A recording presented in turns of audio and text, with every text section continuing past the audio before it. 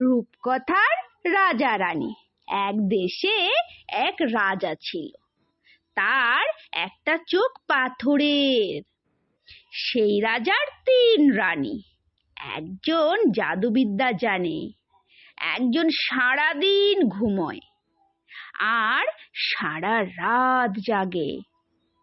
সবচেয়ে ছোট রানীর একটাও দাঁত নেই, জন্ম থেকেই তার দাঁত ওঠেনি, তাই সে চোখ দিয়ে হাসে। যে রানী জাদু জানে তার নাম আশ্চর্যময়ী, আর নিশাচরী রানীর নাম চাঁদনি। ছোট রানীর নাম ফুটফুটি, এটাই তার ভালো নাম আর ডাক নাম। রাজার নাম রাজচন্দ্র, তাই শুধু রাজা বললেই চলে। এই রাজাটি খুব চিনেবাদাম ভালোবাসে, তাই তার রাজপোশাকের দু পকেটে ভর্তি চিনেবাদাম থাকে। আশ্চর্যময়ী ইচ্ছে মতন ঝড় বৃষ্টি ডেকে আনতে পারে। প্রাসাদের অলিন্দে দাঁড়িয়ে এক এক সন্ধে বেলা সে আকাশের দিকে দুহাত তুলে বলে, আয় আয়। একটু পরে শোঁ শোঁ শব্দ শুরু হয়। রাজার বড় দুঃখ, তার কোনো দুঃখবোধ নেই। দুঃখ কাকে বলে তা সে জানেই না। কোনো দিন তার এক ফোঁটাও চোখের জল পড়েনি। একটা চোখ না থাকলেও কি মানুষ কাঁদে না? জন্মান্ধরাও তো কাঁদে। এই রাজা কাঁদতে শিখলই না। নিশাচরী মেঝরানী রাত্রির বেলা স্নান করতে ভালোবাসে। রাজপ্রাসাদের পেছন দিকে অনেকটা বাগান, তার পাশেই একটা ছোট্ট নদী।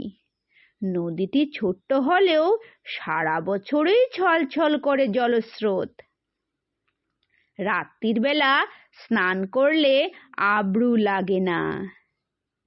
মধ্যরাত পেরিয়ে গেলে ছোট নদীটিতে নেমে চাঁদনি মনের আনন্দে সাঁতার কাটে।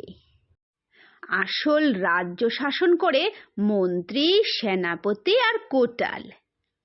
রাজা শুধু চিনেবাদাম খায় আর গল্প শোনে, দুঃখের গল্প। রোজই একজন দুজন কবি লেখককে ডেকে আনা হয়, তারা প্রাণপণে দুঃখের কাহিনী বানায়। রাজাকে কাঁদাতে পারলেই তো মিলবে প্রচুর পারিতোষিক। এখনো পর্যন্ত কেউই সক্ষম হয়নি। রাজপুত্র কিংবা রাজকন্যা কি নেই? আছে কয়েকজন, কিন্তু তারাই এলেবেলে। তারা গায়ে ফু দিয়ে বেড়ায়। বিকেলবেলা যখন কবি লেখকরা গল্পগাথা শোনাতে আসে, তখন আশ্চর্যময়ীকে ধারে কাছে দেখা যায় না। চাঁদনি তখন ঘুমোয়। শুধু ফুটফুটি মাঝে মাঝে এসে রাজার পাশে বসে। ফুটফুটির বয়স মাত্র 23। এই বয়সের মেয়ে সম্পূর্ণ ফোকলা, এরকম কেউ কখনো দেখেনি। তার হাসি বিচ্ছুরিত চোখ দুটির জন্য তার মুখে একটা সুন্দর আভা ফুটে ওঠে। তাই তাকে বিয়ে করার জন্য অনেক হোমরা চোমরা রাজা, মহারাজা, শ্রেষ্ঠী, যোদ্ধারা উঠে পড়ে লেগেছিল। রাজা রাজচন্দ্র অনেক টাকা পয়সা খরচা করে ফুটফুটিকে জিতে এনেছে। কেউ একজন প্রস্তাব দিয়েছিল, ছোট রানীকে নকল দাঁত পরিয়েই দিলেই হয়। আজকাল কত রকম ব্যবস্থা রয়েছে। তাই শুনে রাজা এমন চটে গেল যে তখনই সেই ব্যক্তিকে পাঠিয়ে দিল নির্বাসনে।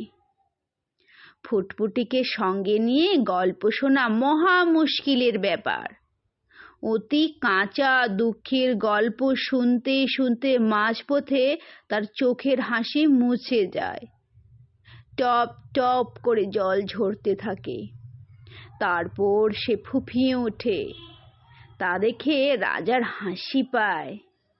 এ রাজা গান বাজনা বিশেষ পছন্দ করে না।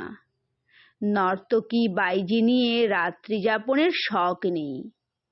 তার সবচেয়ে বেশি ভালো লাগে চিনেবাদামের খোসা ভাঙার শব্দ। মুচুর মুচ মুচুর মুচ। তবু এ প্রাসাদের অন্দরে কেউ একজন লুকিয়ে লুকিয়ে বাঁশি বাজায়।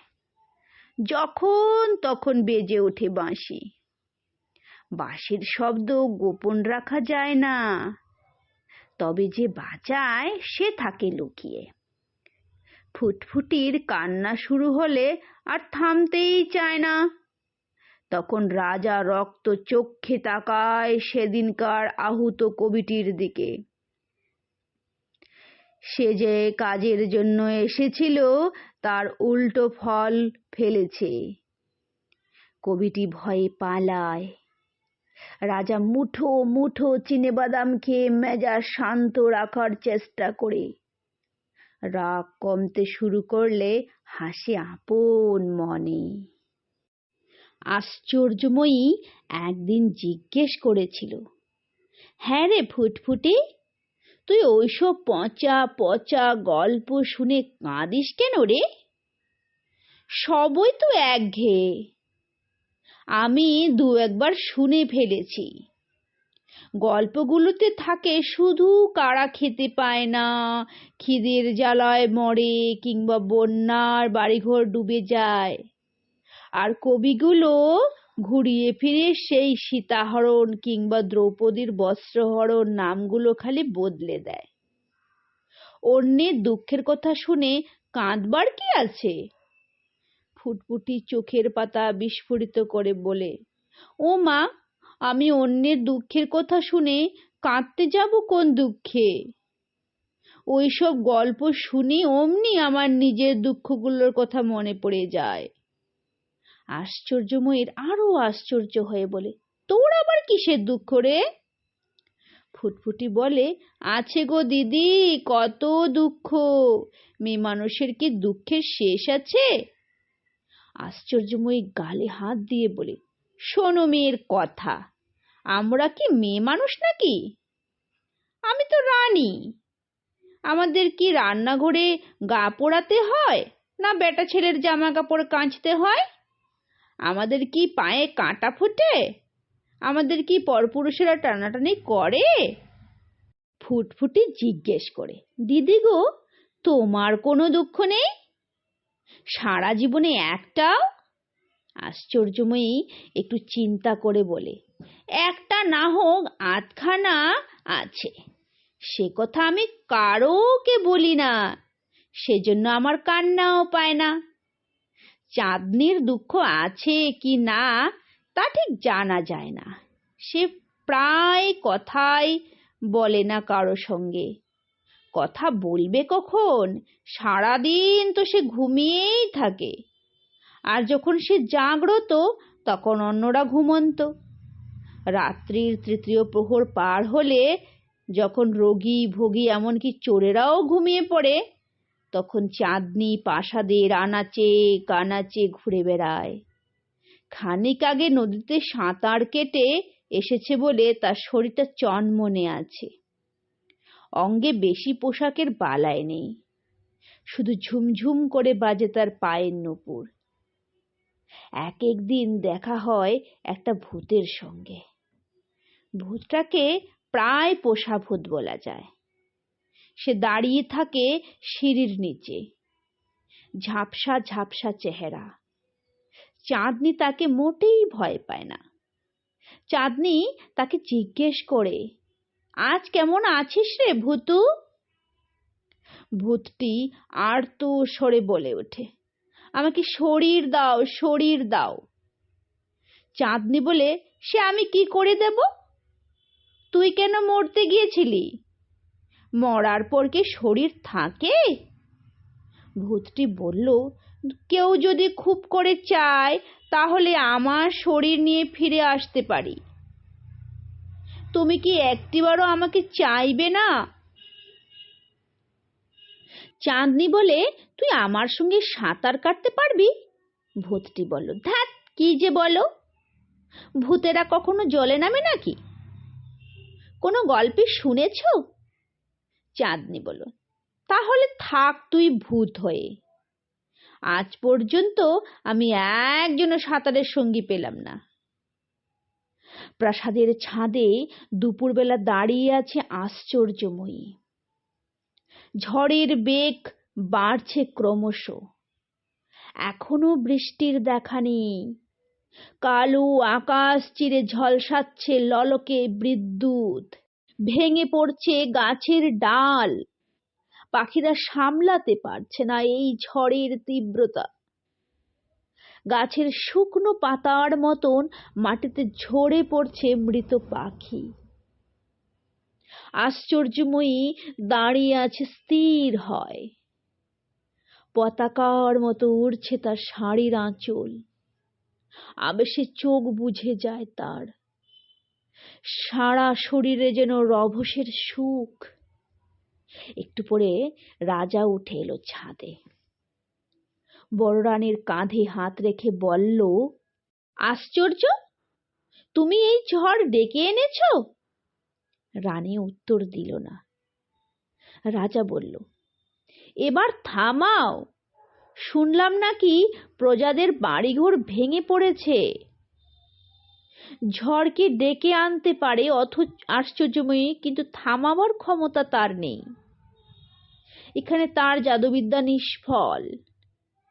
কথার উত্তর না পেয়ে রাজা আশ্চর্যময়ীর চুলের মুঠি ধরে প্রবল ধাক্কায় তাকে ফেলে দিল মাটিতে। আশ্চর্যময়ী সঙ্গে সঙ্গে চেতনাহীন।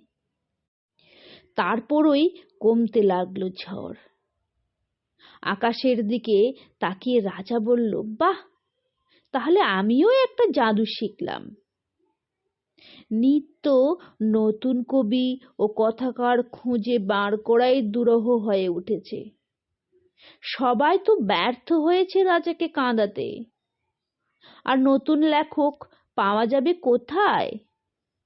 মন্ত্রীমশাই হয়রান। সেনাপতিও কোটালকে অলিতে গলিতে খোঁজাখুঁজি করতে পাঠায়। ভীমরাও নামে একজন বিদ্রোহী প্রজাদের খেপিয়ে বেড়াচ্ছে। তাকে ধরা যাচ্ছে না কিছুতেই। মাঝে মাঝেই একজন দুজন এরকম মাথাচাড়া দিয়ে ওঠে, তারপর তাদের ছিন্নমুণ্ড ধুলোয় গড়ায়। এই ভীমরাও অনেক দিন পালিয়ে বেড়াচ্ছে। তাকে নিয়েও মন্ত্রীমশাই ব্যতিব্যস্ত হয়ে আছে। অবশ্য ধরা সে পড়বেই, শুধু কয়েকটা দিনের অপেক্ষা। একদিন এক রাজপুত্র এক শ্রমিক পল্লীতে গিয়ে, থাক রাজপুত্রদের কথা থাক, এক গল্পে বেশি চরিত্র বলা থাকলে মুশকিল হয়। সন্ধে হয় হয় হঠাৎ বাঁশির শব্দ শুনে রাজা উৎকর্ণ হয়ে উঠল। কে বাঁশি বাজায়?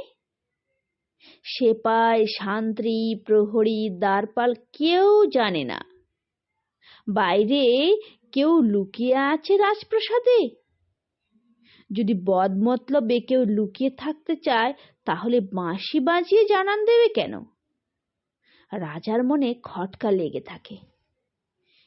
চিনেবাদাম খেতে থাকে মুঠো মুঠো।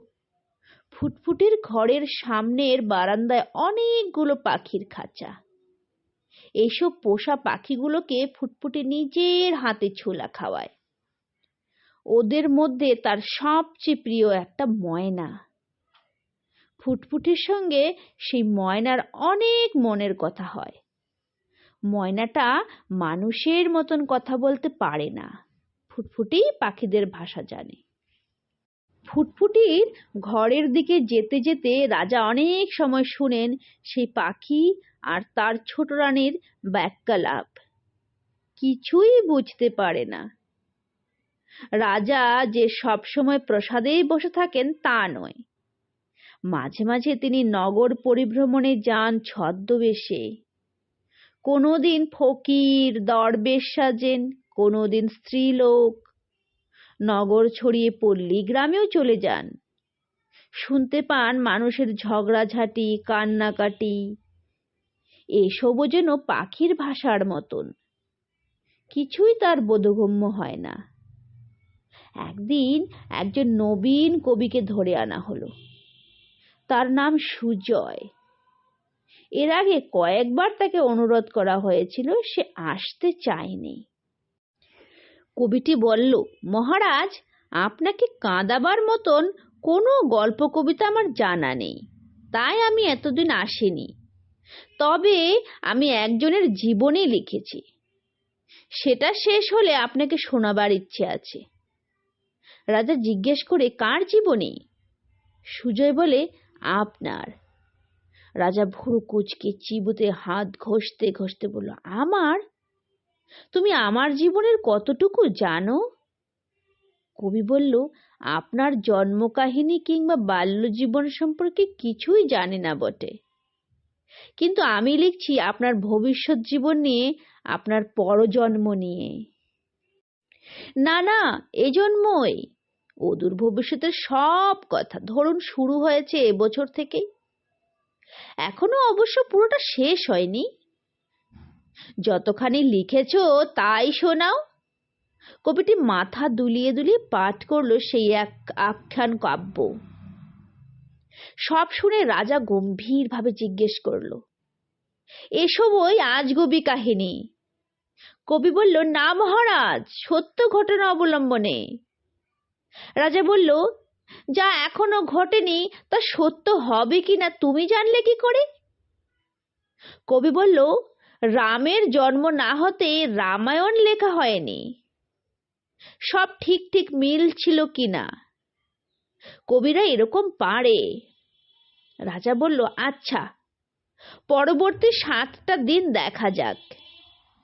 সে যে একদিন ছাদে উঠে রাজা আশ্চর্যময়ের কেশাকর্ষণ ধরে ঝড় থামিয়েছিল, তারপর থেকে আর একবারও ঝড় আসেনি, বৃষ্টিময় মেঘও আসেনি, খড় তপ্ত হচ্ছে বাতাস। এর মধ্যে আশ্চর্যময়ের সঙ্গেও রাজার কোনো কথা হয়নি। এক দাসীর মুখে খবর পেয়ে রাজা দৌড়ে গেল আশ্চর্যময়ের ঘরে। সেখানকার দৃশ্য দেখে রাজা একেবারে তাজ্জব। সারা ঘর ভর্তি চুল ছড়ানো, কালো মেঘের মতন পিঠ কোমর ছড়ানো চুল আশ্চর্যময়ীর, প্রায় সব উঠে গেছে। শেষ কয়েক গাছে চুল টেনে টেনে তুলছে আশ্চর্যময়ী। রাজা শুধু বলল, এ কি? আশ্চর্যময়ী মুখ ফেরালো। তার নাকের নিচে গোপ গজিয়েছে, গালে নবীন তৃণের মতন দাড়ি, দৃষ্টিতে লাল রঙের আভা। রাজার বুক কেঁপে উঠল। সে কবিটি লিখেছিল না, রাজার এক রানে হঠাৎ একদিন পুরুষ হয়ে যাবে। রানী যদি পুরুষ হয়ে যায়, সে কি হবে রাজার প্রতিদ্বন্দ্বী? দ্রুত সেখান থেকে বেরিয়ে এসে রাজা প্রহরীদের হুকুম দিল, এ ঘরের দরজা বন্ধ করে রাখো, আর কোনো দিন খুলবে না। একটু শান্তি পাওয়ার জন্য রাজা গেল ফুটফুটির ঘরের দিকে।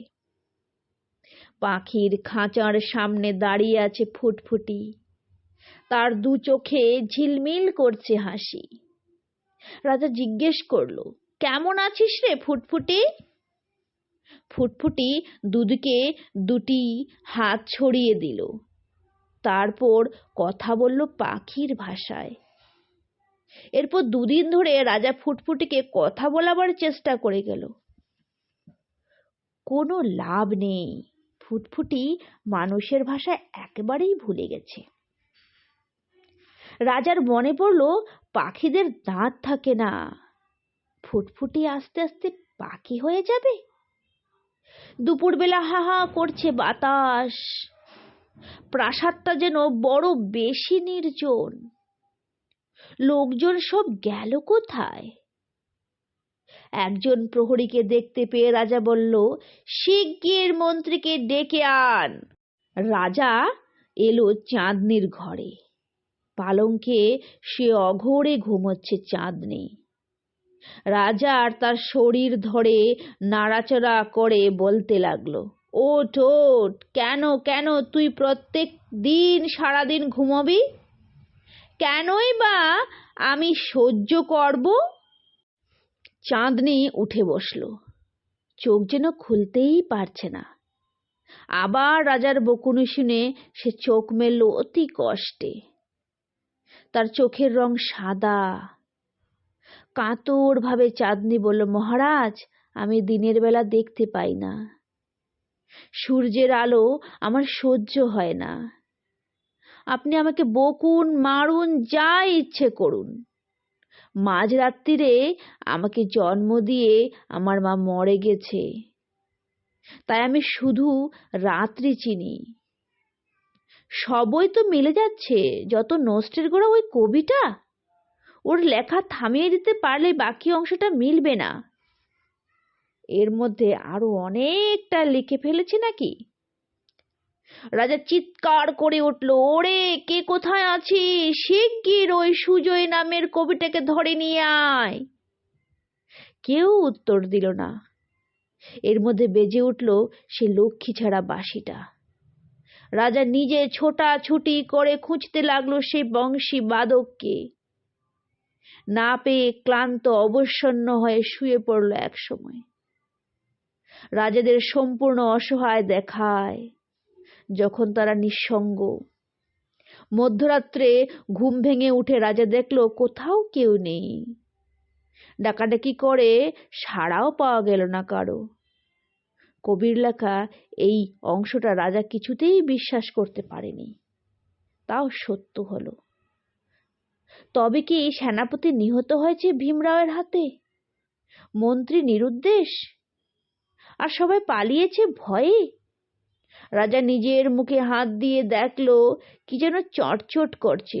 রক্ত নাকি, না জল? তিনি জিভ দিয়ে একটু চেটে দেখলেন, এর নাম কান্না।